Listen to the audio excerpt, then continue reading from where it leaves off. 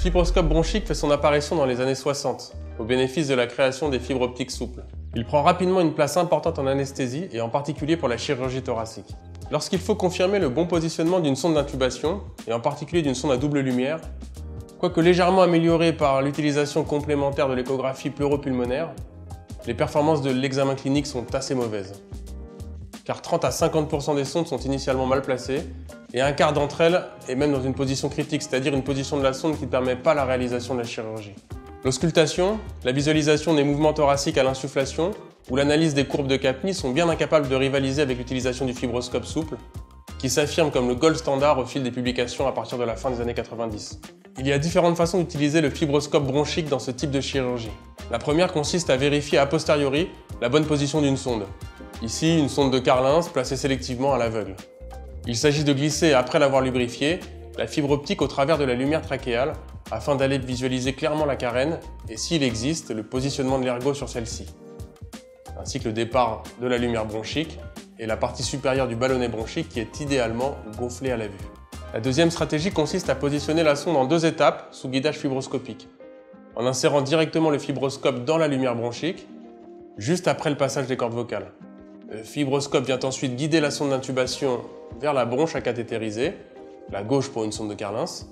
Une fois la sonde d'intubation descendue le long du fibroscope au travers de la lumière bronchique, puis immobilisée en avant des bronches lobaires, le fibroscope est retiré et vient replonger cette fois pour un contrôle dans la lumière trachéale.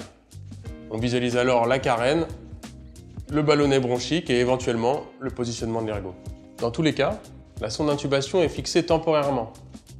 Le temps de positionner le patient correctement pour la chirurgie, car c'est en particulier au moment de la pose du billot qu'on est le plus susceptible de déplacer la sonde d'intubation dans la trachée. Puis un nouveau contrôle est réalisé au fibroscope en passant par la lumière trachéale de la sonde. La fibroscopie bronchique dispose également d'un intérêt tout particulier dans la pose de bloqueurs bronchiques au travers d'une sonde d'intubation conventionnelle. Il permet de visualiser et d'accompagner le guide ou le déploiement des dispositifs. L'examen au fibroscope de l'arbre bronchique est susceptible d'aider le chirurgien en permettant de visualiser par l'intérieur la suture d'une résection bronchique en cas de difficulté. Il existe une indication plus exceptionnelle, mais particulièrement utile en chirurgie thoracique non intubée.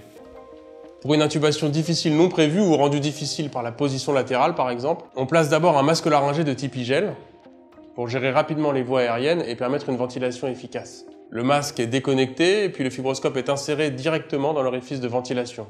Il vient repérer facilement les cordes vocales pour pouvoir cathétériser entre guillemets la trachée. La fibre optique est ensuite découpée à sa base à l'aide d'une pince ou d'une paire de ciseaux pour servir de guide à l'insertion d'une sonde d'intubation conventionnelle, après le retrait du masque laryngé bien sûr. En pratique, les difficultés en fibroscopie bronchique pour l'anesthésie thoracique sont assez rares, car seule la partie proximale de l'arbre bronchique est explorée. Un certain type de variation anatomique est cependant retrouvé chez 0,1 à 2% des patients. Une bronche trachéale naît directement de la portion distale de la trachée, au-dessus de la carène, le plus souvent du côté droit.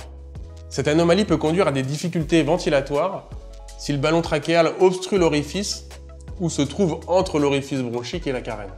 Quel est le coût d'utilisation d'un fibroscope souple? Autour de 200 €, traitement des déchets inclus, soit un coût sensiblement équivalent à celui d'un fibroscope réutilisable lorsque l'on inclut son entretien et l'amortissement.